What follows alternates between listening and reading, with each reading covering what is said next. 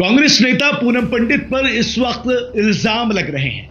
कांग्रेस नेता पूनम पंडित के मंगेतर पर इल्जाम लग रहे हैं और उन पर यह इल्जाम लग रहे हैं कि उनके मंगेतर ने एक लड़की को झांसे में लेकर उनके साथ में बलात्कार किया, उनके साथ में धोखेबाजी की, उनसे पैसे ऐंठ लिए और तो और एक जमीन का टुकड़ा भी छीन लिया। नमस्कार, मेरा नाम अफी हिंदुस्तानी है और आप बेबाक आवाज टीवी देख रहे हैं।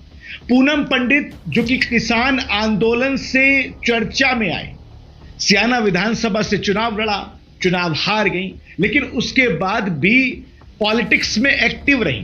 पूनम पंडित उन लोगों में से हैं जो लगातार लड़कियों के लिए आवाज उठाती रही, चाहे मनीषा वाल्मीकि हो या फिर कोई और हो।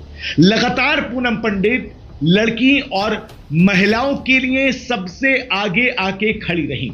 लेकिन आज जब कुछ दिन पहले पूनम पंडित ने सगाई की, वो भी सपा नेता के साथ, और सपा नेता के साथ सगाई की जब तस्वीरें सोशल मीडिया पर डाली और अपनी इस सगाई को लोगों को बताने की कोशिश की, तो मानो उसके बाद में पूनम पंडित पर ऐसे प्रहार होने शुरू हो गए जिनको शायद देखकर आप भी कहेंगे कि ये तो हद हो गई। हालांकि प्रहारों में, आरोपों में कितनी सच्चाई है ये तो कोर्ट तय करेगा। अब कोर्ट इसलिए क्योंकि पूनम पंडित और उनके मंगेतर पर एफआईआर दर्ज हो चुकी है, और एफआईआर दर्ज जब हुई है तो क्या क्या उसमें बताया गया है, पहले थोड़ा सा जरा ये समझने की कोशिश कीजिएगा। दरअसल कांग्रेस नेता पूनम पंडित और उनके मंगेतर पर, जो कि सपा नेता हैं, उन पर एफआईआर दर्ज की गई। उसमें क्या लिखा गया है पहले ये सुनिएगा। अश्लील सामग्री से ब्लैकमेल करने की कोशिश, अश्लील बल्कि कोशिश नहीं है, किया है। अश्लील सामग्री से ब्लैकमेल करने का आरोप जो है वो पूनम पंडित के मंगेतर पर लगा है। अश्लील सामग्री यानी इंटीमेट वीडियो या फिर अश्लील वीडियो आप उसको कह सकते हैं। 50 लाख से ज्यादा वसूली का आरोप पूनम पंडित के मंगेतर पर उस महिला ने 50 लाख रुपए की वसूली का आरोप जो है वो लगाया है।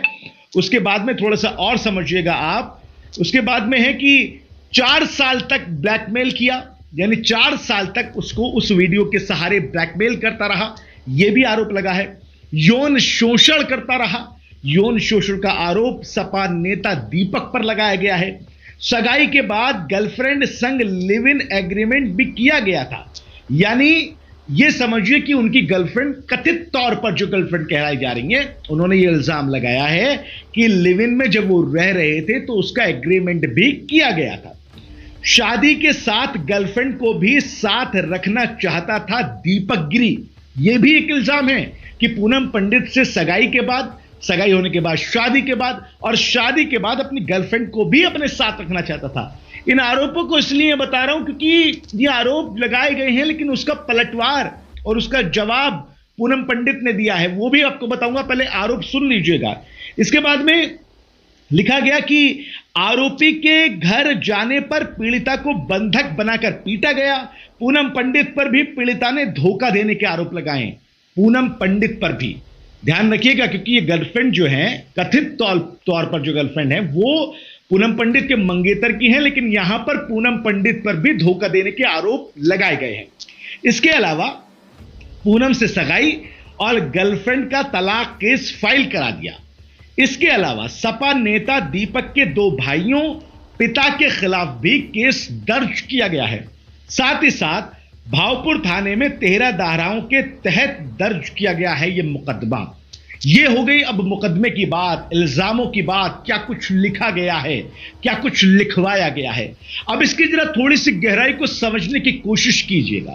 पहली बात यह कि पूनम पंडित एक ऐसा चेहरा रही हैं जो किसान आंदोलन में चर्चाओं में आई, और किसान आंदोलन में चर्चाओं में आने के बाद में कांग्रेस ने अपने पार्टी में उनको सम्मान के साथ में शामिल किया, और सम्मान के साथ शामिल करने के बाद बुलंदशहर की सियाना विधानसभा से कांग्रेस के टिकट पर चुनाव लड़ी। कांग्रेस पार्टी ने लड़वाया। पूनम पंडित के इस चुनाव में खुद प्रियंका गांधी पूनम पंडित के लिए वोट मांगने के लिए सियाना विधानसभा गई थी। उसके बाद पूनम पंडित चाहे मनीषा वाल्मीकि का केस हो या फिर किसी और महिला का केस हो, सबसे पहले आगे नजर आती रही हैं। अब पूनम पंडित ने अपने सोशल मीडिया पर, अपने फेसबुक पर एक वीडियो तकरीबन 15 मिनट का जो है वो वीडियो शेयर किया, और उस वीडियो को शेयर करने के बाद उनके साथ में जो चीजें देखने को और समझने को मिली उनको आप जरा समझिएगा। पहली बात, पूनम पंडित ने एक एग्रीमेंट दिखाया। वो एग्रीमेंट था पूनम पंडित के मंगेतर दीपक गिरी के भाई की फैक्ट्री का या कंपनी का। उस एग्रीमेंट में उस फैक्ट्री के अंदर जो कैंटीन है उसका एक तरह से ठेका कहें या फिर कॉन्ट्रैक्ट कहें, वो ठेका और कॉन्ट्रैक्ट उनको दिया गया था। एक सबूत ये दिखाया, पूनम पंडित ने हवाला दिया कि जो पैसों के लेन देन की बात वो बता रही है वो यहां से हुई है, यानी जब कॉन्ट्रैक्ट दिया गया, ठेका दिया गया, तो वहां से पैसों की लेन देन कुछ हुआ होगा, लेना या देना जाहिर सी बात है। जब कोई कंपनी में अपनी ठेका देगा तो फिर पैसों का लेन देन होगा। उसके बाद में पूनम पंडित ने एक एफिडेविट, एक सर्टिफिकेट दिखाया उस महिला के पति का, कुपति का कहें आप, जिसने ये कहा है, जिसके अंदर लिखा हुआ है कि उनकी पत्नी जो है वो लगातार किस किस मसले में एक्टिव रही है और किस तरह से उनको जो है परेशान करती रही है। एक और एग्रीमेंट जो है पूनम पंडित ने दिखाया, वो तीनों एग्रीमेंट हालांकि हमारे पास में मौजूद नहीं है, हम पूनम पंडित की उस वीडियो के क्लिप के माध्यम से हम आपको दिखाने की कोशिश करेंगे। अब आते हैं इस सवाल पर। पूनम पंडित ने कहा कि जितनी भी कोशिश कर लीजिए, शादी तो मेरी होकर रहेगी और उसी वक्त और उसी तारीख पर होकर रहेगी जिस तारीख पर मेरे घर वालों ने शादी तय की है। दूसरा पॉइंट, पूनम पंडित ने साफ तौर पर कहा कि मेरी शादी दीपक से ना हो, इसलिए पॉलिटिकल गेम खेला जा रहा है, सियासत खेली जा रही है, दलित के नाम पर सियासी रोटियां सेकने की कोशिश की जा रही है। पूनम पंडित ने काउंटर अटैक में कहा कि मैं सबसे पहले वो महिला रही हूं जो दलित बेटी हो, मुस्लिम बेटी हो, पंडित बेटी हो या फिर कोई और बेटी हो, अगर उसको कोई परेशानी हुई है, अगर उसकी हक की आवाज उठाने की नौबत आई है, तो मैंने सबसे पहले हक की आवाज उठाई है। और कहीं तक पूनम पंडित की यह बातें सही भी हैं। पूनम पंडित लगातार ऐसे मुद्दों पर आगे आती रही हैं। पूनम पंडित का एक पॉइंट यहां पर नोट करने वाला है। पूनम पंडित ने साफ तौर पर कहा कि मैं इतने दिन से, यानी 16 तारीख से लेकर अब तक जो चुप थी, मैंने सोशल मीडिया पर कोई पोस्ट नहीं डाला, मैंने कोई रिएक्शन नहीं दिया, मैंने किसी भी तरह की कोई बात नहीं की, मैं इसलिए चुप थी कि मुझे लगा कि शायद हो सकता है कि उनका मंगेतर कहीं ना कहीं गलत हो। लेकिन जब मैंने छानबीन की, मैंने जांच की और मुझे उस जांच में पता लगा कि मेरा मंगेतर जो है वो ठीक है, ये महिला गलत तरीके से इनको फंसाने की कोशिश कर रही है और आरोप लगाने की कोशिश कर रही है। पूनम पंडित ने कहा कि मैं उस महिला से मिली हूं, रेस्टोरेंट में बैठी हूं, रेस्टोरेंट में हमने चाय कॉफी पी है, अच्छे से सब कुछ हुआ है। उन्होंने कहा कि आर्य समाज मंदिर में शादी की थी, उसका सर्टिफिकेट मैं आपको दिखाऊंगी।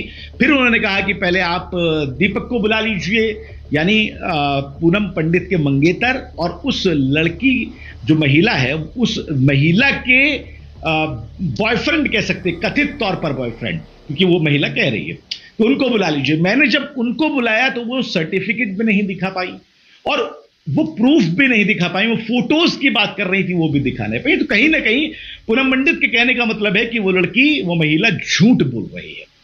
सवाल 3 मैं आपके सामने डालने की कोशिश कर रहा हूं। इस पूरे मामले में मेरा कोई भी वर्डिक्ट या फिर मैं कोई भी किसी भी तरह कहीं पर भी नहीं जाना चाहता, क्योंकि मामला अब कोर्ट में पहुंच गया है, एफआईआर दर्ज हो चुकी है, तो जाहिर सी बात है कोर्ट में पहुंच गया। लेकिन मैं 3 सवाल आपके सामने छोड़ देना चाहता हूं। पहला सवाल, अगर वाकई पूनम पंडित के मंगेतर सपा नेता दीपक गिरी अगर वाकई गिल्टी हैं या फिर उस महिला के साथ में बलात्कार कहूं या फिर शोषण कहूं या फिर मैं क्या कहूं, क्योंकि इन शब्दों को मैं बीप कर दूंगा, ये जो भी किया है, तो फिर 2018 की अगर वो बात बता रही है तो आखिर 2018 से लेकर अब तक वो महिला कहां थी?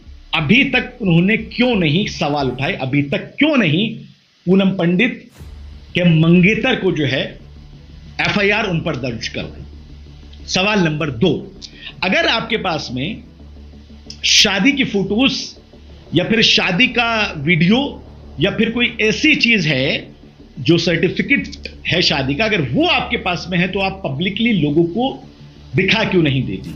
सोशल मीडिया के माध्यम से आप लोगों तक पहुंच क्यों नहीं जाती? सोशल मीडिया की आवाज के माध्यम से आप लोगों को बता क्यों नहीं देती कि पूनम पंडित आपके मंगेतर गलत है? सवाल नंबर 2, एक वीडियो का जिक्र बार बार आ रहा है।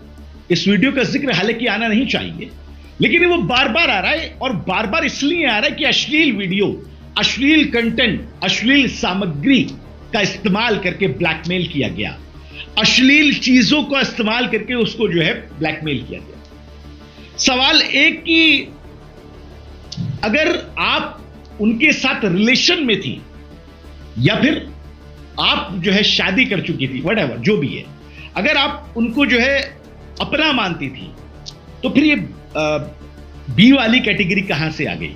बी का मतलब समझ रहे होंगे ना, ये कैटेगरी कहां से आ गई?